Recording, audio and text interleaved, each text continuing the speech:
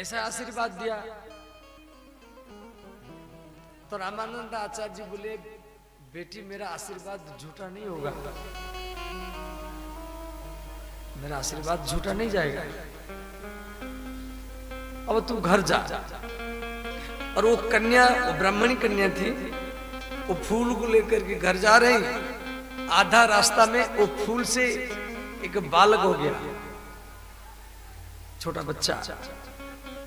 अब कन्या घबरा गई, ये बालक को लेकर मैं कैसे घर में जाऊं, समाज मुझे क्या कहेगा। तो कन्या क्या की, थोड़ा लार को इकट्ठा किया, एक भेला बनाई, वो बच्चा को लार में लिटा दी और वो लार को गंगा नदी में बहा दिया।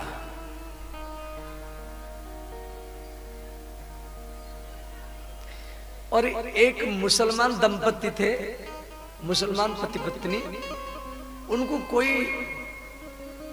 बोल रखा था, उनके घर में कोई संतान नहीं था। जब गंगा मैया को डेली अर्जी लगाओ, गंगा माता आपको संतान देगी। और ये मुसलमान पति पत्नी दोनों सुबह सुबह जाकर गंगा में नहाते थे, हे गंगा मैया हमको संतान चाहिए, संतान चाहिए। अब ये बच्चा बहता हुआ आ रहा है।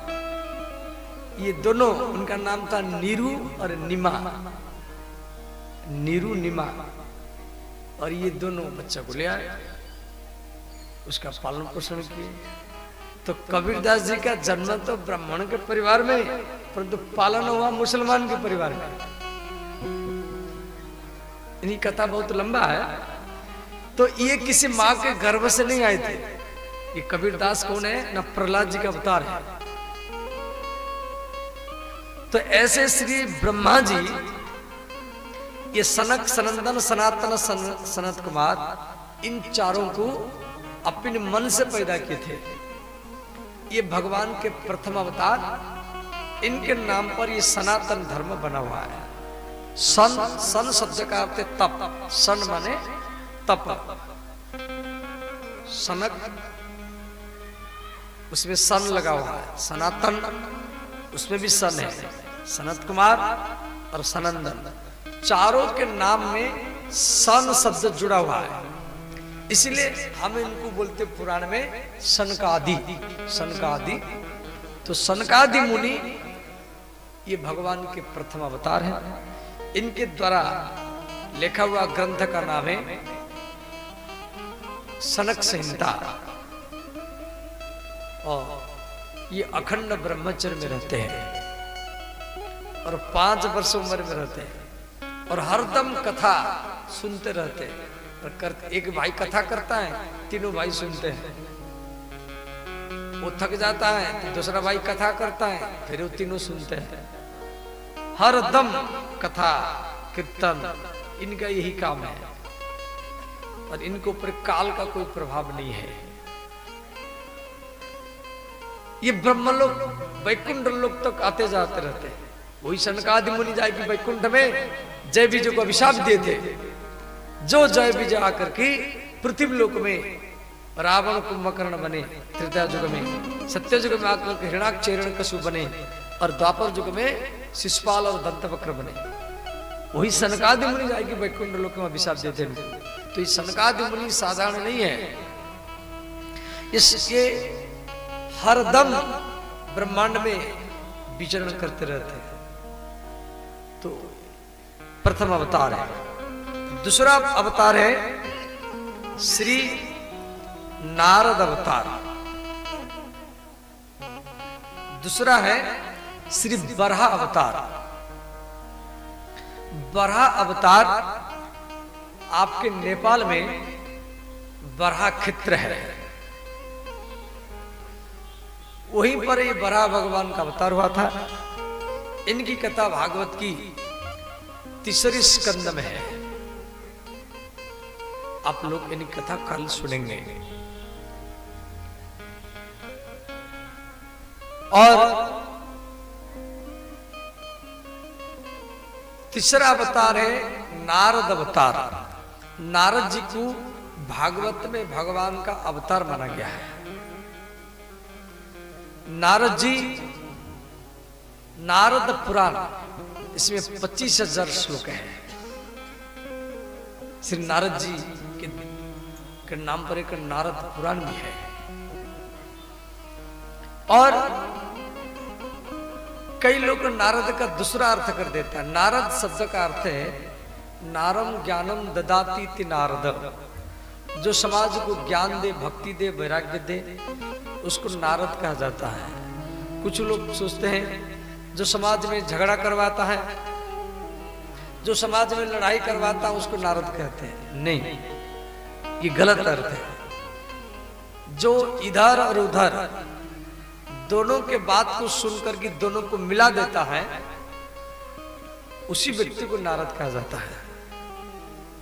दोनों के बात सुनकर के दोनों को जो मिला देता है, तो नारद जी को देवता लोग भी मानते हैं और नारद जी को राक्षस लोग भी मानते हैं। राक्षस लोग नारद जी को बहुत मानते हैं और देवता लोग तो मानते हैं। ये नारद जी का काम है सबको मिलाना, समाज में समभाव, सद्भाव, समन्वय भाव पैदा करना, समाज में फूट नहीं डालना। जो समाज में फूट डालता है, जो समाज में भेद बुद्धि डालता है, उसमें रावण और कंस का अंश रहता है। और जो समाज में एकता पैदा करता है, समाज को जोड़ता है, समाज में समन्वय समभाव पैदा करता है, उसमें श्री भगवान का अंश ही होता है। सुधा समाज को जोड़ो। आज यही प्रभाव जो भारत, अखंड भारत, हिमालय समरम यावत इंदु सरोवरम, हिमालय से लेकर के ऑस्ट्रेलिया के सीमा तक ये भारत खंड था। और आज भारत से 15 देश बन गया हमारी कमी के कारण। Pakistan, Afghanistan, Iraq, Iran, Tibet, Malaysia, Singapore, Nepal, Bhutan, Bangladesh, Sri Lanka, ये सब पहले भारत में था, जो भागवत की 5म स्कंद में इसमें दिया गया है, भारत का वर्णन दिया गया है। और आज हमारी कमी के कारण वो सब अलग होता गया। तो श्री चौथा अवतार है श्री बद्रीनारायण। बोले श्री बद्रीनारायण भगवान की जय। श्री बद्रीनारायण, वहां 2 पहाड़ है, जो गए होंगे देखे होंगे, या जो नहीं गए आगे जाएंगे तो देखना। 2 पहाड़ है, नर और नारायण। दोनों के बीच में बद्री नारायण का मंदिर है। वो नर और नारायण कठोर तपस्या किए हैं। आज भी धर्म की पत्नी मूर्ति के गर्भ से भगवान नर नारायण का जन्म हुआ था, सहस्रा कवच राक्षस को मारने के लिए। और इनकी कथा भागवत की 4th स्कंद में दिया गया है।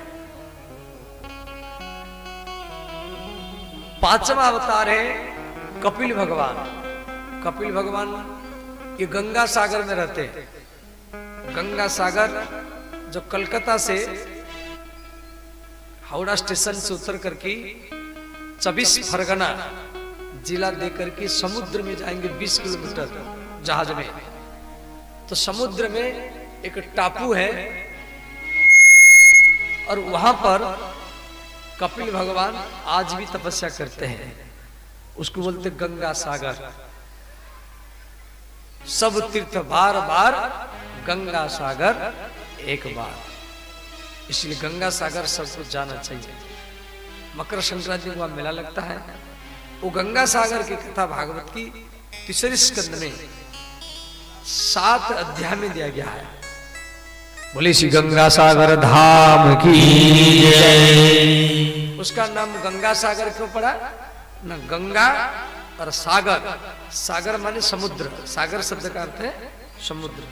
गंगा और समुद्र का मिलन, जहां पर गंगा नदी समझ जाते हैं। गंगा नदी हिमालय से गंगोत्री से निकल करके देवप्रयाग, रुद्रप्रयाग, कर्णप्रयाग, केशव प्रयाग, गरुड़ प्रयाग देख करके ऋषिकेश, फिर हरिद्वार, हरिद्वार के बाद में सुक्रताल, फिर उसके बाद में उत्तर प्रदेश के कानपुर जिला, फिर उसके बाद में प्रयागराज जहाँ कुंभ मेला लगता है, फिर बनारस काशी में गंगा आई। उत्तर प्रदेश के बाद में फिर बिहार में प्रवेश किया। बिहार में बक्सर जिला, आरा जिला देकर की फिर बिहार की राजधानी पटना में गंगा आई। फिर पटना के बाद में हाजीपुर जिला, फिर समस्तीपुर जिला आदि देकर की, और बेगूसराय जिला, बेगूसराय के बाद में खगड़िया जिला में आई गंगा। खगड़िया जिला के बाद में सुल्तानगंज, सुल्तानगंज जहां पर आप जल भरते हैं, देवघर जाते हैं। फिर सुल्तानगंज से भागलपुर में गंगा आई। भागलपुर के बाद में कहलगाम देखकर के कटिहार जिला, मणिहरी घाट देकर की, फिर गंगा बांग्लादेश में गई। पहले बांग्लादेश भारत में था, फिर बांग्लादेश के बाद फिर गंगा हावड़ा में, कलकत्ता में पंचवार दो भाग हो गए, एक हुगली नदी और एक भागीरथी नदी।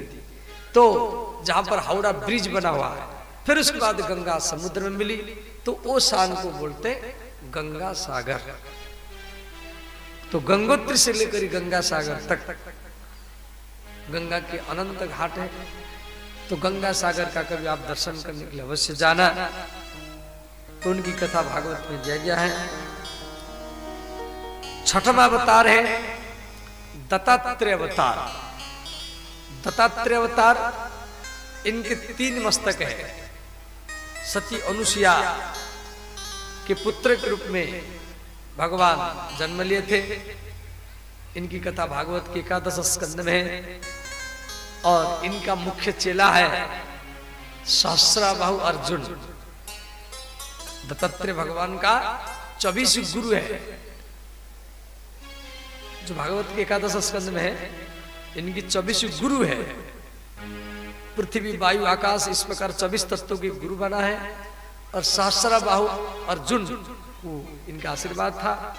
जो सहस्राबाहु अर्जुन को श्री भगवान परशुराम मारे। तो दत्तात्रेय, इनके 3 मस्तक, ब्रह्मा, विष्णु, शिव, त्रयण त्रयण दत्त। दत्त माने देना, दत्त शब्द का अर्थ देना। त्रयण माने 3, माने भगवान ब्रह्मा, विष्णु, शिव के द्वारा सती अनुसुईया को एक पुत्र दिया गया। उनका नाम पड़ा दत्तात्रेय। बोले श्री दत्तात्रेय भगवान की जय। इनकी पूजा गुजरात में, जूनागढ़ में ज्यादा होता है। इनके द्वारा बनाया गया जूना अखाड़ा, कुंभ मेला में जूना अखाड़ा, निरंजनी अखाड़ा, दिगंबर अखाड़ा, निर्मोही अखाड़ा, निर्वाणी अखाड़ा, अग्नि अखाड़ा, ऐसे 13 अखाड़ा है। इस चारों महाकुंभ में इनका सब मेला लगता है। और जो कुंभ मेला जाता होगा उसको मालूम होगा। नहीं गए तो 2025 में महाकुंभ लगेगा प्रयागराज में, वहां भी हम आपको मिलेंगे। भागवत पंडाल, भागवत परिवार के वहाँ 2 महीना तक पंडाल लगेगा, विशाल पंडाल लगेगा। सबके खाने पीने रहने का व्यवस्था किया जाएगा, समझे। वहाँ जनवरी, फरवरी, मार्च ये मेला लगेगा, उसमें आना, तब आपको सब ज्ञान होगा। कुंभ मेला में करोड़ों करोड़ों भीड़ होता है, समझ गए। तो ध्यान देना, 7वां अवतार है यज्ञ अवतार। यज्ञ भगवान की पत्नी के नाम है दक्षिणा।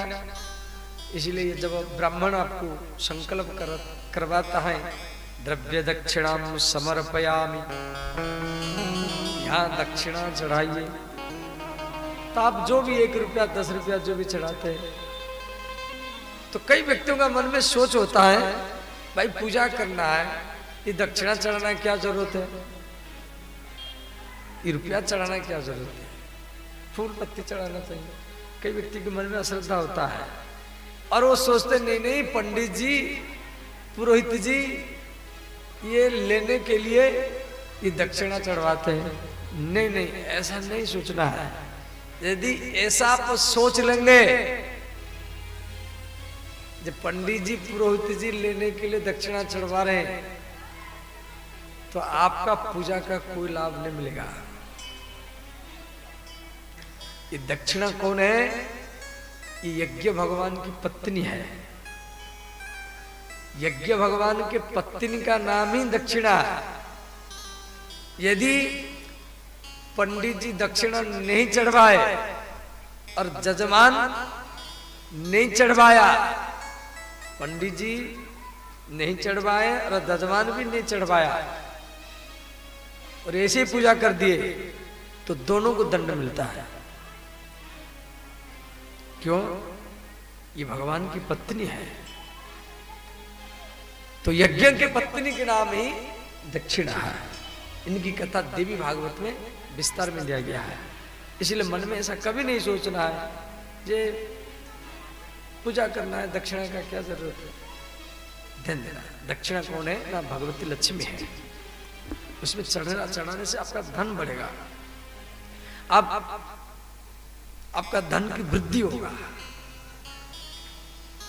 उचित जगह में दान करना चाहिए। ध्यान देना। 8वां अवतार है ऋषभ देव। ये ऋषभ देव ये हमारी सनातन धर्म के 8वां अवतार है, परंतु ये जैन धर्म के प्रथम अवतार है। इनसे जैन धर्म का उत्पत्ति हुआ। ये जैन धर्म कोई अलग नहीं है, ये हमारी सनातन धर्म का है। तो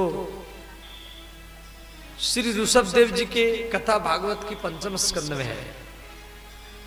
इनके पुत्र का नाम है भारत, जिनके नाम पर इस देश का नाम पड़ा भारत। पहले इस देश का नाम भारत नहीं था, पहले देश का नाम था अजनाब खंड। अजनाब, फिर हुआ आर्यावर्त, फिर हुआ भारत, फिर भारत से बना हिंदुस्तान, फिर हिंदुस्तान से बना इंडिया।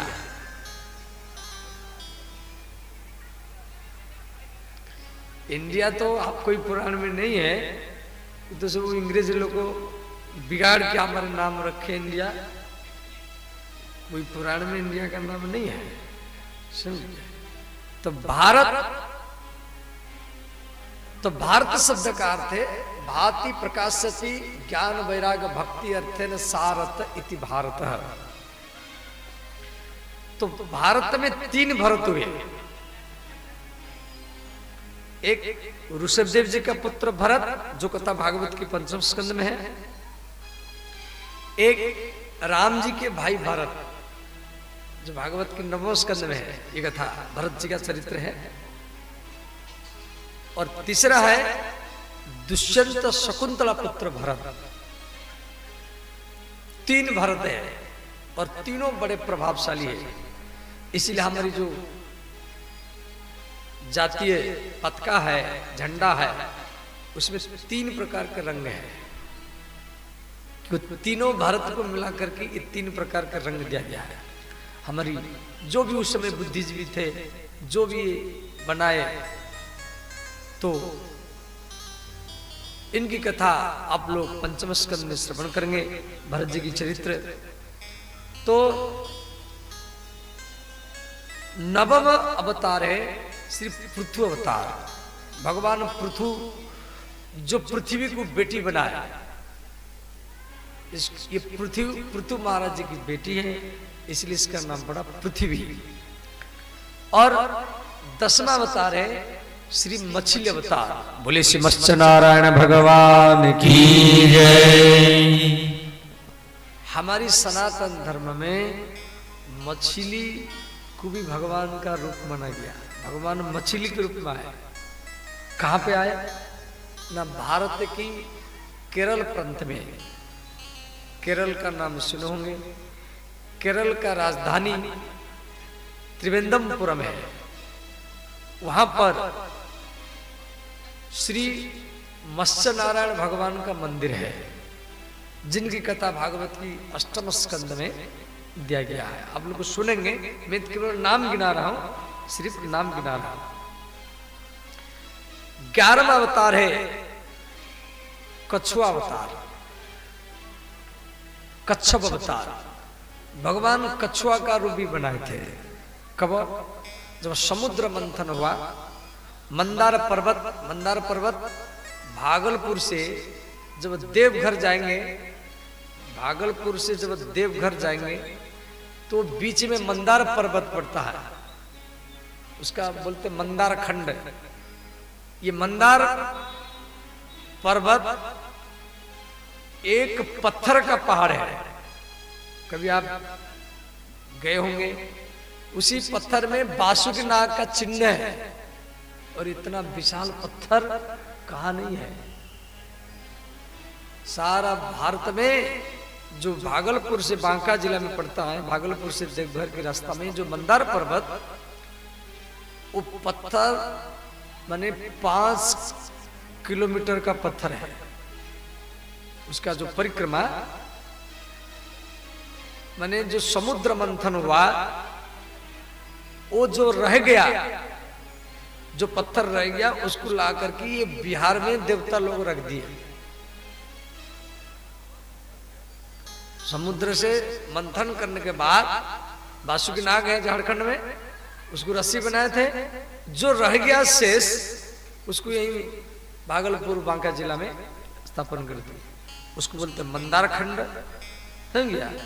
और ये मंदार पर्वत की कथा हर पुराण में है, प्रत्येक पुराण में है इन्हीं की कथा। भागवत के 8वें स्कंद में श्री मंदार भगवान का कथा है। वहां पर भगवान कछुआ का रूप बना करके वो मंदार पर्वत को पीठ में धारण किए थे।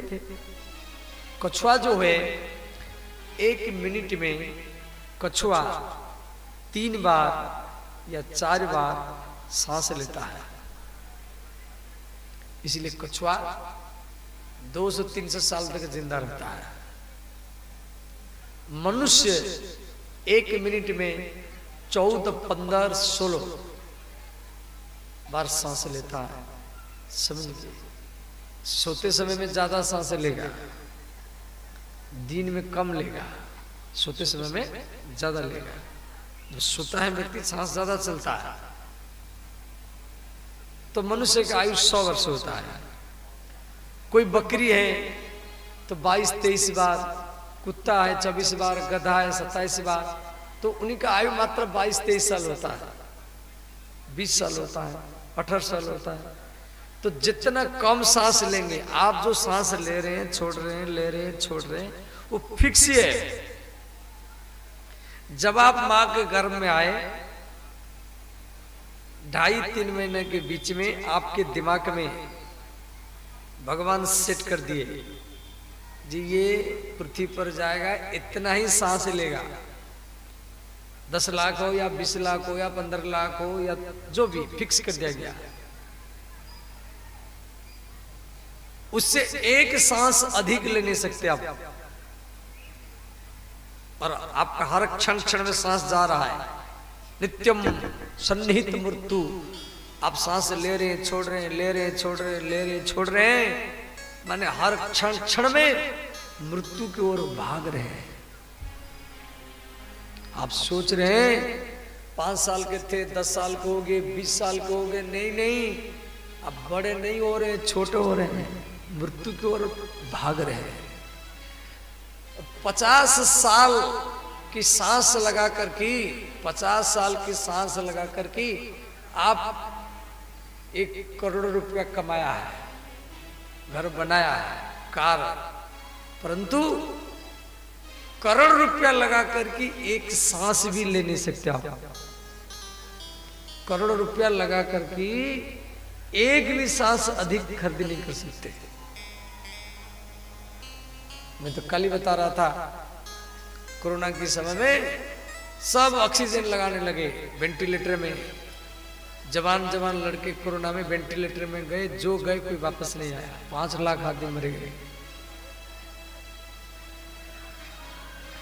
तो इसीलिए भगवान के नाम करना, कीर्तन में, कथा में सांस को प्रयोग करना है। गंदे गंदे चित्र देखना,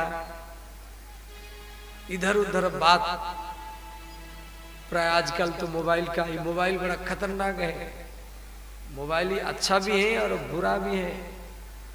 मोबाइल से आप भगवान की कथा सुनो, भक्ति की बात, ज्ञान की बात, वो तो आपके लिए मित्र बनेगा। और मोबाइल में यदि गंदे गंदे चित्र देखेंगे, वो आपका सबसे परम शत्रु बनेगा। कई लड़का लड़कियां क्या करती हैं, वो गंदे गंदे चित्र देखते रहते, मन बिगड़ जाता है, पढ़ाई में मन नहीं लगता है। वो सोचते हैं हमको कोई देख नहीं रहा, हमको हमारा माता पिता देख नहीं रहे, हमको हमारा पति देख नहीं रहा है, हमको हमारा पत्नी देख नहीं रहे। अरे आपका पति, आपका पत्नी भले आपको देख नहीं रहा है, आपके माता पिता देख नहीं रहा है, परंतु आपके भीतर में जो भगवान है वो आपको स्वतः ही देख रहे हैं आप क्या कर रहे हैं। वो आपके भीतर में आत्मा के रूप में बैठा है। इसीलिए गलत दृश्य देखेंगे वो संस्कार पड़ जाएगा। और कर्म बड़ा खतरनाक होता है। अच्छा कर्म करेंगे कोई आपका बिगाड़ नहीं सकता, पतन कभी होगा नहीं, कभी बाधा संकट आएंगे नहीं। जब हम भगवान को धोखा देते हैं या हम गलत काम कर रहे हैं, कोई हमको देख नहीं रहा है, यही पे हम भगवान को धोखा देना चालू कर दिए। व्यक्ति जब कोई पाप करता है ना, ध्यान देना, व्यक्ति कोई पाप करेगा तो छुप कर के करेगा, तो मुझे कोई देख नहीं रहा।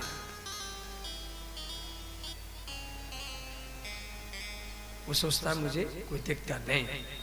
आपको राम जी देखते हैं, आपको भगवान कृष्ण देखते हैं, महादेव देखते हैं, वो आपके भीतर में छुप करके बैठे हैं। और हम भगवान को धोखा देते रहते और हाय हाय करते रहते, ये हो गया वो हो गया। बाबा कोई काम करते उल्टा होता है, बच्चा नहीं हो रहा है, शादी नहीं हो रहा है, नौकरी नहीं मिल रहा है। और सब कोई साधु संत के पास जाओ, बाबा हाथ रख दो, आशीर्वाद दे दो। साधु संत कुछ नहीं कर सकता, आशीर्वाद क्या, सारा शरीर को उठाकर खोपड़ी में भी रख देंगे तो भी कुछ नहीं होने वाला। हम भगवान को धोखा देते हैं, तो ध्यान देना। तो ये 11वां अवतार कछुआ अवतार है। और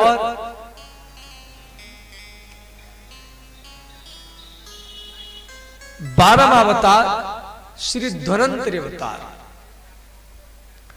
भगवान धन्वंतरी, ये इनसे जितना सब दवाई, वो एलोपैथी की हो, आयुर्वेदिक की हो या होम्योपैथी की हो, ये स्वयं धन्वंतरी भगवान से ये सारा दवाई निकला है। तो भगवान धन्वंतरी जो रोग निराकरण के देवता है, इनके 4 हाथ है, सिर पर मुकुट है, कुंडल है और हाथ में अमृत कलश है। ये समुद्र से प्रकट हुए थे और इनके द्वारा बताया गया मंत्र को पाठ करना चाहिए। सब हाथ जोड़ लीजिए, सब हाथ जोड़े, आंख बंद करें, हाथ जोड़ लीजिए, आंख बंद कर लीजिए। श्री भगवान धन्वंतरी का ध्यान कीजिए। इनके हाथ में अमृत कलश है, सिर पर मुकुट है, कुंडल है, 4 हाथ है। ये मंत्र को जाप कीजिए। ओम अच्युताय नमः, ओम अच्युताय नमः,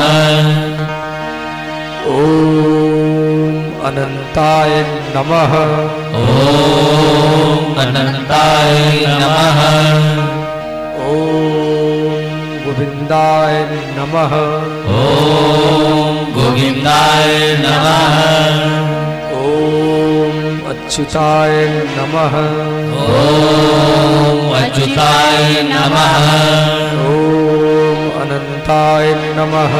ओम अनंताय नमः। ओम गोविंदाय नमः। ओम गोविंदाय नमः। ओम अच्युताय नमः। ओम अच्युताय नमः। ओम अनंताय नमः। ओम अनंताय नमः।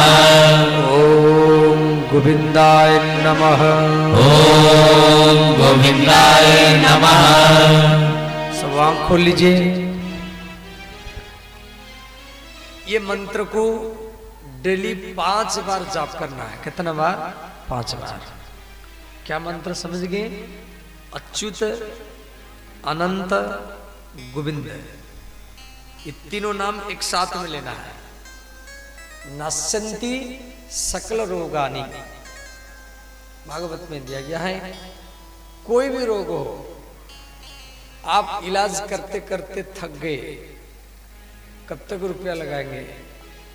ब्रेन हेमरेज है, कैंसर है, हार्ट अटैक है, शुगर है, सोराइसिस है, अब इलाज करने की सामर्थ्य भी नहीं है।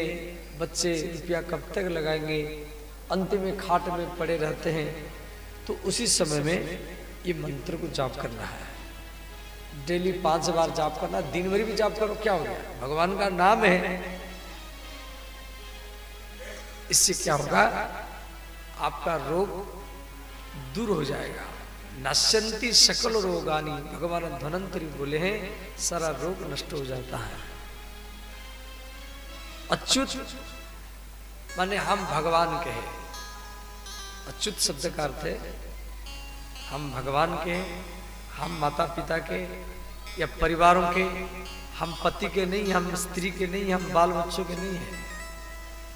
बहुत व्यक्ति सोचते हैं मैं स्त्री का।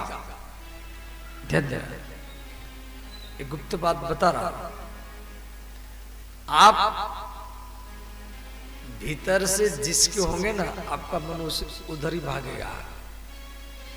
भले आप पूजा करो, महादेव जी का पूजा करो, गंगा नहाओ या दुर्गा मैया का पूजा करो, कुछ ही का पूजा, आप भीतर से जिसके होंगे आपका मन उधर ही बार बार भागेगा।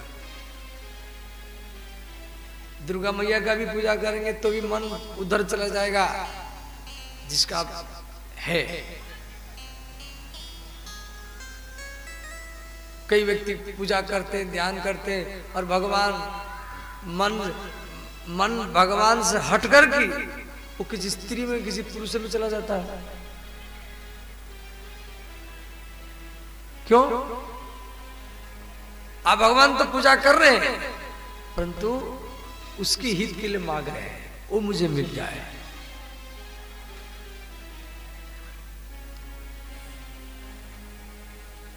आप स्त्री के होंगे तो मन स्त्री की ओर जाएगा, पुरुष के होंगे तो मन पुरुष की ओर भागेगा, बच्चों के होंगे तो मन बच्चों की ओर भागेगा, रुपया के होंगे तो मन रुपया की ओर भागेगा, सम्मान के होंगे तो मन सम्मान की ओर भागेगा, और यदि आप राम के होंगे तो मन राम की ओर ही भागेगा।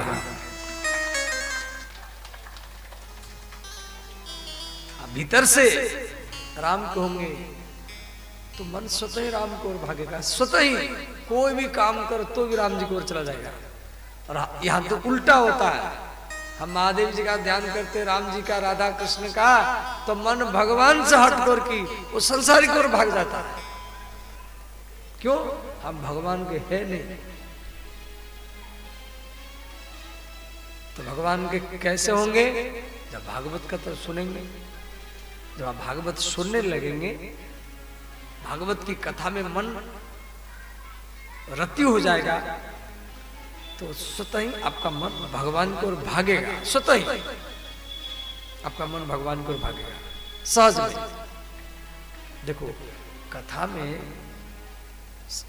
में बैठना ये साधारण बात नहीं है। अभी कोई ऑर्केस्ट्रा हो, यहाँ देखना, ये मैदान में इतना भीड़ होगा, अपार भीड़ होगा, पूरा मैदान खचाखच भर जाएगा। और भगवान की कथा हो इतना भीड़ नहीं होता है, भीड़ होते होते समय लगता, कई दिन लग जाता है। 4 घंटा 4 घंटा या 3 घंटा कोई नाचने वाला को देखो, कोई नाचने वाला को बुला करके नचाओ या कोई नाचने वाली को बुला करके नचाओ, 3 घंटा या 4 घंटा नाचेगा। उसके बाद में आप घर जाएंगे तो सोते समय में वो नाचने वाला, वो नाचने वाली आपके दिमाग में बैठ जाएगा। आप उसको रात में याद करेंगे, सपने में याद करेंगे, सुबह जागेंगे वो तो चला जाएगा। वो जो भी रुपया देख करके कोई कलाकार को बुलाए तो सुबह चला जाएगा, परंतु दिन भरी वो आपके मन में बैठ जाएगा। वो कैसे नाचता था, कैसे नाचती थी, कैसे कमर मचकाता था, कैसे हाथ चलाता था, वो सब आपके दिमाग में सेट हो जाएगा। और 3-4 घंटा आप फिल्म देखो तो सोते समय में फिल्म का चित्र याद आएगा। क्रिकेट देखो सोते समय में क्रिकेट खिलाड़ियों का याद आएगा। और 3-4 घंटा आप भागवत सुन करके जाओ तो जाते समय में आपका मन भी भागवत में रहेगा। अंतिम दिन 10 तारीख को पंडाल उखड़ जाएगा, हम भी चले जाएंगे तो भी आपका मन भागवत में रहेगा। और मरते समय महीना भरी भी रहेगा और मरते समय में आपका मन भागवत में रहेगा, तो भगवत धाम को ही प्राप्त होगा। व्यक्ति जिस चीज को देखेगा, जिस चीज को सुनेगा, वही चीज उसको मरते समय में याद आएगा। इसलिए आपके मन को, आपके बुद्धि को, आपके विवेक को भगवान में लगाने के लिए ये कार्यक्रम रखा गया है। जितना समय आपका मन भगवान में लगे वही समय आपके अपना है, वही आपकी खजाना है, वही आपकी पूंजी है। ये जो बैंक में जो पूंजी इकट्ठा करते हैं, जो बैंक बैलेंस रखते हैं 1 लाख 2 लाख 5 लाख, वो साथ में नहीं जाएगा, 1 रुपया लेके नहीं जाएंगे। परंतु भागवत कथा, राम कथा, शिव कथा या श्री सदगुरुदेव की कथा सुन करके आप जो भक्ति इकट्ठा किया, जो सत्संग इकट्ठा किया, जो ज्ञान इकट्ठा किया, वही आपका असली पूंजी है और वही मरने के बाद में भी साथ नहीं जाएगा।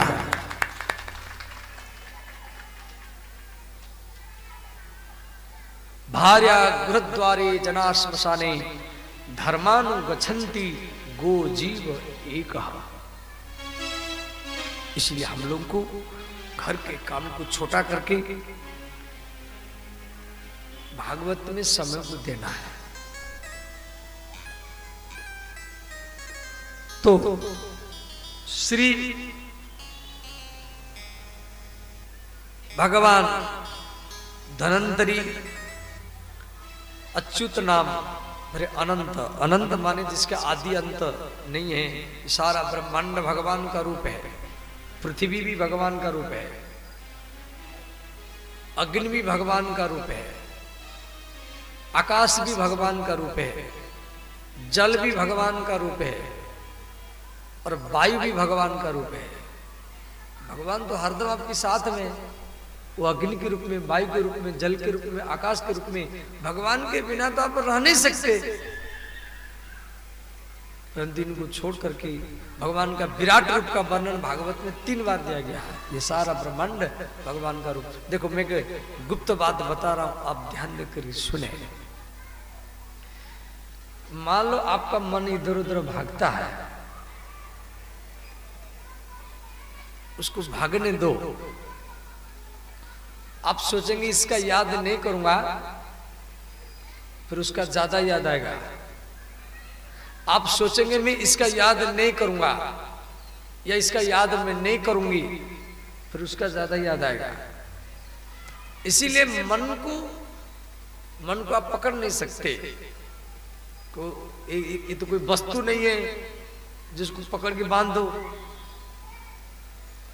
तो कैसे बांधेंगे? भागवत कहता है जब मन जिधर जा रहा है जाने दो, वो कर्म में, दुकान में, खेत में, स्त्री में, पुरुष में, प्रेमी में, प्रेमिका में, जहां जा रहा है उसको जाने दो, रोको मत। सिर्फ इतना करना है। क्या करना है? वो जिसमें गया, आपका मन जिसी के ऊपर गया उसी को भगवान मान लो, फिर आपका मन तुरंत आपके बस में आ जाएगा। जिसी में गया, स्त्री में गया, स्त्री को ही भगवान मानो, पुरुष में गया उसको भगवान मानो। क्यों? सारा ब्रह्मांड भगवान का रूप है। सिया राम मय सब जग जानी, सिया राम मय सब जग जानी, सिया राम मय सब जग जानी, सिया राम मय सब जग जानी, करहु प्रणाम जोड़ी जुग पाती, करहु प्रणाम जोड़ी जुग पाती, करहु प्रणाम जोड़ी जुग पानी, करहु प्रणाम जोड़ी जुग पाती। हर हर महादेव। सब आइए।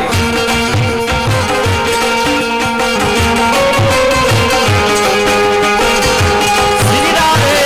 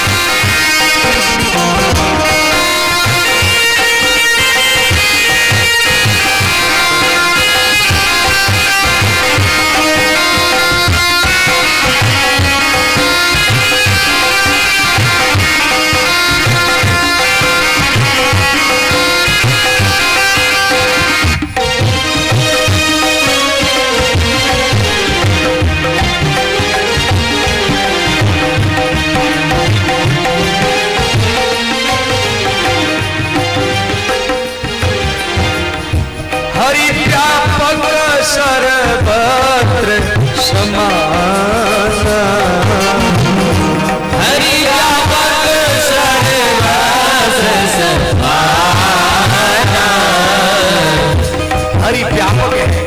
हरि माने भगवान, वो हर जगह में। इसलिए मन जहां जा रहा है जाने दो, उसी में भगवान को देखना। हरि व्यापक सर्वत्र समाना, हरि व्यापक सर्वत्र समाना, प्रेम प्रकट होई में जाना, प्रेम प्रकट होई में जाना, श्री राम जय राम जय जय राम, श्री राम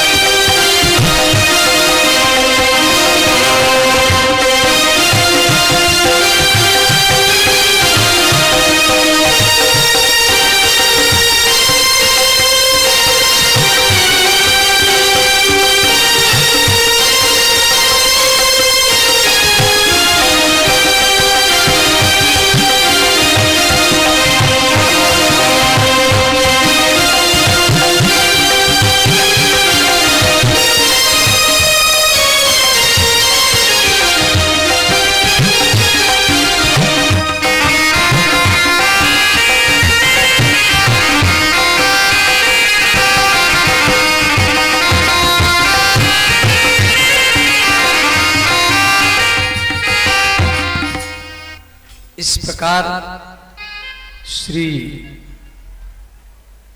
13वां अवतार मोहिनी अवतार भगवान सुंदर स्त्री का रूप बनाए थे। 14वां अवतार नरसिंह अवतार। नरसिंह अवतार पूर्णिया जिला में बनमंखी प्रखंड में एक खंबा है और वहाँ पर भी श्री मेही बाबा का जन्म स्थान है और श्री महर्षि मेही बाबा वही बनमंखी धरारा इनकी तपस्थली है। तो वहीं पर श्री प्रहलाद जी और हिरण्यकशिपु का राजधानी ये पूर्णिया जिला था। तो नरसिंह भगवान वो खंबा से प्रकट हुए तो खंबा अभी भी वहां है। स्त्वा मंद भाग्यो मदन्य जगदीश्वर यदि स सर्वत्र कस्मा स्तंभे न दृश्यते। स्तंभे मैंने खंबा। भागवत की 7वें स्कंद में इस श्लोक दिया गया है। स्तंभे न दृश्यते, एक खंबा में क्यों नहीं दिखाई दे रहा है? तो हिरण्यकशिपु गदा प्रहार किया तो खंबा से नरसिंह भगवान प्रकट हुए। ये कथा भागवत की 7वें स्कंद में आप लोग सुनेंगे। अब श्री 15वां अवतार वामन अवतार। भगवान वामन ये बिहार के बक्सर जिला में इनका अवतार हुआ। उसी बक्सर के पास में एक बलिया गांव है, बलिया जिला। बलिया पड़ता है उत्तर प्रदेश में और बक्सर पड़ता है बिहार में। तो बलिया जिला क्यों पड़ा ना? महाराज बलि का चरित्र भागवत के 8वें स्कंद में है। तो बलि के नाम पर बलिया जिला पड़ा है। बक्सर में वामन भगवान का जन्मस्थान भी है। इनकी कथा आप लोग सुनेंगे, कल सुनेंगे। और 16वां अवतार श्री परशुराम अवतार। बोले श्री परशुराम भगवान की जय। भगवान परशुराम मातृभक्त है, पितृभक्त है। सहस्त्रबाहु अर्जुन को ये मारे थे। आज भी परशुराम भगवान अमर है। वो सातों वो चिरंजीवी है। परशुराम भी चिरंजीवी है, वो भी अमर है। परशुराम जी के शिष्य है गुरु द्रोणाचार्य। परशुराम जी की शिष्य है कर्ण। परशुराम जी की शिष्य है पितामह भीष्म। तो आज भी वो अस्त्र विद्या किसी किसी को सिखाते हैं, समझिए। तो इनकी कथा भागवत के 9वें स्कंद में है। 17वां अवतार। 17 में श्री व्यास। भगवान व्यास जो भागवत लिखे वो भी भगवान का अवतार है। व्यास माने विस्तार। व्यास शब्द का अर्थ है विस्तार और समास का अर्थ है संक्षेप करना, छोटा करना। तो ये गद्दी का नाम व्यास गद्दी है, माने ये भगवान की गोदी है। तो व्यास जी पुराण का विस्तार किए। 18 पुराण लिखे, 18 उपपुराण लिखे, 64 उपपुराण लिखे, 4 वेद लिखे, 4 उपवेद लिखे। अपने शिष्य प्रशिष्यों के द्वारा सनातन धर्म को सबके जीवन में संस्कार डालने के लिए आज भी कई व्यक्तियों को व्यास जी का दर्शन भी होता है। गोस्वामी तुलसीदास जी को भी व्यास जी का दर्शन हुआ था। जगत गुरु शंकराचार्य जी को भी व्यास जी का दर्शन हुआ था। तो श्री 18वां अवतार श्री राम अवतार। राम अवतार ये अयोध्या में हुआ। 19वां अवतार श्री बलराम। 3 राम है, परशुराम, राम, बलराम, और तीनों भगवान के अवतार हैं। 20वां अवतार श्री कृष्ण अवतार जो वृंदावन में हुआ। और बलराम इनकी मुख्य अस्त्र है हल, जो किसानों की हल है, ये इनका मुख्य आयुध है। इसलिए इनका नाम पड़ा हलधर या बलराम। और 21वां अवतार बुद्ध अवतार। बुद्धम शरणम गच्छामि। धर्मम शरणं गच्छामि, संघम शरणं गच्छामि। भगवान बुद्ध लुम्बिनी उद्यान में भारत और नेपाल की बीच बीच में जन्म लिए और ये काशी में तपस्या किए और बिहार में कई जगह में, भागलपुर में भी इनकी, और वैशाली जिला में, राजगिरी में, और भारतवर्ष में बौद्ध धर्म, ये जो धर्म प्रचार किए, ऐसे ये तो सनातन धर्म के हैं, परंतु बुद्ध भगवान उत्तर प्रदेश के कुशीनगर जिला में गोरखपुर के पास ये महानिर्वाण प्राप्त किए। ये चले जाने के बाद में उनके अनुयायी लोग वेद पुराण का निंदा किए और वो उसको फिर बौद्ध धर्म कहा जाता है। वो बौद्ध धर्म पर चीन, जापान, नागालैंड, थाईलैंड, श्रीलंका इधर बाहर चला गया और गया में इनको बुद्धत्व मिला था। 22वां अवतार श्री कली के अवतार, बोले श्री कली के भगवान की जय। कली के अवतार आगे होगा, अभी हुआ नहीं। संबल ग्राम में विष्णु शर्मा नाम का एक ब्राह्मण होगा, उसके परिवार में कली के भगवान का अवतार होगा। ये संबल ग्राम उत्तर प्रदेश में है। और श्री 23वां अवतार हंस अवतार, ओम हंस ओम हंस, इनकी कथा भविष्य पुराण में और गरुड़ पुराण में विस्तार में है। जैसे किसी व्यक्ति को सर्प काटता है, सांप काटता है, तो गरुड़ भगवान का ध्यान करते हुए हंस ओम हंस इस प्रकार नाम लेंगे, नीम के पत्ता में झाड़ेंगे, गैया के गोबर में उसके शरीर को लिपाई करेंगे। भारतीय देसी गैया पीपर के पत्ता घुसा के नीम के पत्ता में ओम हंस इस प्रकार झाड़ेंगे तो सर्प का जहर निकल जाता है। ये गरुड़ पुराण में व्यास जी लिखे हैं। इनके नाम का इतना प्रभाव है। इनकी कथा भागवत के 11 स्कंद में है। और 24वां अवतार है श्री हयग्रीव अवतार। हयग्रीव अवतार, ये हय माने घोड़ा, भगवान का मस्तक घोड़ा जैसा था। और ये कार्तिक मास में हयासुर राक्षसों को मारे थे, इसलिए कार्तिक मास में सुबह सुबह लोग नदी के जल में नहाना चाहिए। इस प्रकार ये 24 अवतारी कथा हम लोग श्रवण करेंगे। और तो ये तो चांद से कलापंस कृष्णस्तु भगवान स्वयं इंद्रारि व्याकुल लोके प्रमुदन्ति युगे युगे है। श्री भगवान नारद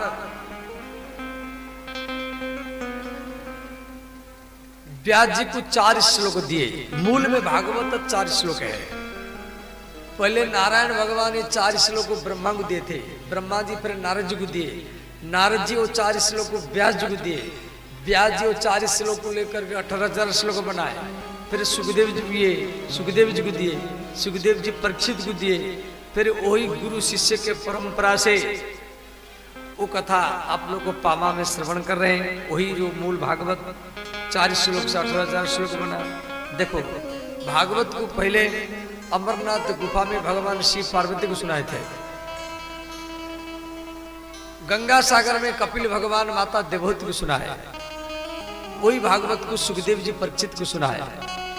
वही भागवत को नैमिषारण्य में सूत जी महाराज 28,000 ऋषि मुनियों को सुनाए। और वही भागवत को इसी पामा धाम में श्री दुर्गा मैया की गोदी में, सीताराम जी की गोदी में और आप और हम बैठ करके ही चर्चा कर रहे हैं।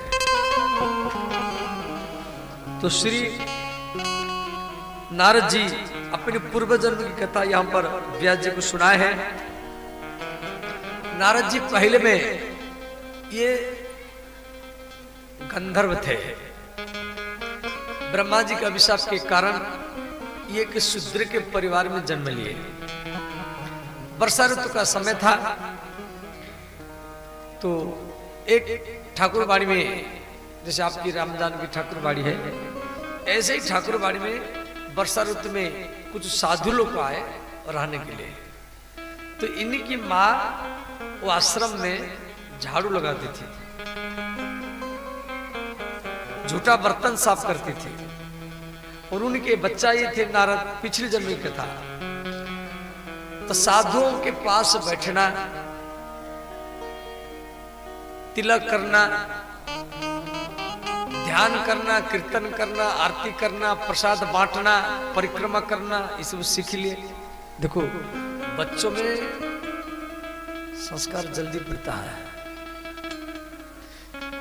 आपके घर में मान लो कोई साधु आया और थोड़ा सत्संग किया, आपकी छोटा बच्चा, उसके ऊपर वो प्रभाव जल्दी पड़ जाता है। भले वो बच्चा आगे चल करके इंजीनियर डॉक्टर बनेगा, कोई समाज से भी बनेगा, परंतु बचपन में वो जो साधु से जो उपदेश सुना है उसको सारा जिंदगी मेरी याद रखता है। बाद में और साधु आएंगे, परंतु वो साधु का संस्कार उसके ऊपर पड़ जाता है। आप जिसके पास बैठेंगे, मदिरा पीने वाले के पास आप बैठो, आप भी मदिरा पिएंगे। ताश खेलने वाले के पास बैठो, आप भी ताश खेलने की इच्छा होगा। वकील के पास बैठो, आप भी वकीलाती करेंगे। पहलवान के पास बैठो, आप भी पहलवानी करेंगे। और आप भागवत में बैठो और आप ही भगवान को ही प्राप्त करके सुनाओ। जिसके पास बैठेंगे ऐसा संस्कार ही पड़ेगा। साधुओं के पास में एक शालिग्राम था। शालिग्राम भी कई प्रकार के हैं। शालिग्राम की पत्नी तुलसी है। सबके घर में तुलसी होना चाहिए। तुलसी घर के रखवारी है, आंगन की रखवारी है, आपके देह की रखवारी है, आपके परिवार की रखवारी है। तुलसी है, तुलसी सबके घर में होना चाहिए। और ये शालिग्राम की पत्नी है।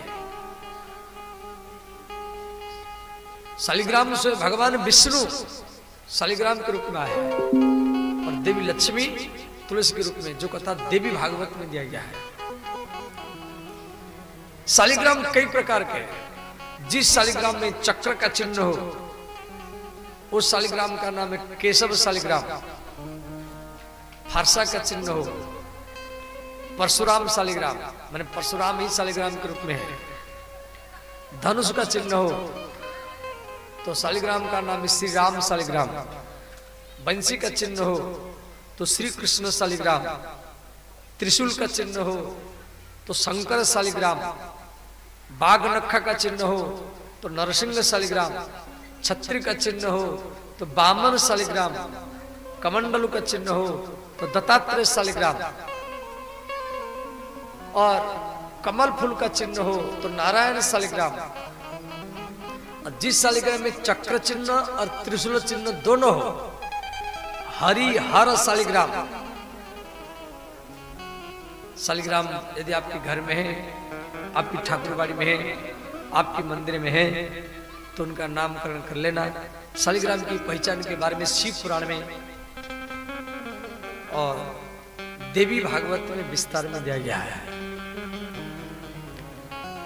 और जो शालिग्राम देखने के लिए अच्छा नहीं है, उनके ऊपर घा जैसा बना हुआ है, घा जैसा बना हुआ है, उन शालिग्राम का पूजा घर में करना नहीं चाहिए। तो श्री शालिग्राम के पूजा ये सब नारद जी सीख लिए। अब साधु लोग को चले गए। अब नारद जी को अच्छा नहीं लगा। देखो, जब कोई बेटी जब ससुराल को चली जाती है तो माता पिता को घर अच्छा नहीं लगता है, भाई को घर अच्छा नहीं लगता है। जब पुत्र माता पिता के शरीर को स्मशान में जलाकर की या गंगा में, गंगा के किनारे में जलाकर के घर को आता है तो उसको भी घर अच्छा नहीं लगता। दुर्गा मैया की पूजा करते हैं, सरस्वती मैया को पूजा करते हैं, 3 दिन पूजा किया, फिर विसर्जन कर दिया। विसर्जन करके जब वो घर को आते हैं तो मोहल्ला, घर, वो चौरा, वो मंदिर, वो खाली खाली लगता है। वो कोई साधु चला जाता है तो गांव भी अच्छा नहीं लगता है। तो नारद जी को अच्छा नहीं लगा, नारद जी को वैराग्य हुआ, नारद जी घर द्वार छोड़ करके चले गए। हिमालय की तलाटी में तपस्या किए तो आकाशवाणी हुआ है, नारद इसी जन्म में आपको हमारा दर्शन नहीं होगा। फिर वही नारद जो शूद्र पुत्र थे, फिर सत्संग के प्रभाव से, साधुओं के संगत के प्रभाव से वो दूसरी बार वो ब्रह्मा पुत्र नारद के रूप में ही जन्म लिए। बोले श्री नारद भगवान की जय। तो श्री नारद जी को प्रश्न किए, व्यास जी जो आपके पास में जो बीड़ा है वो बीड़ा आपको कहां से मिला? देवदत्ता इमाम बीड़ा, देवदत्ता इमाम बीड़ा, स्वर ब्रह्म विभूषित, मूर्छयित्वा हरिकथा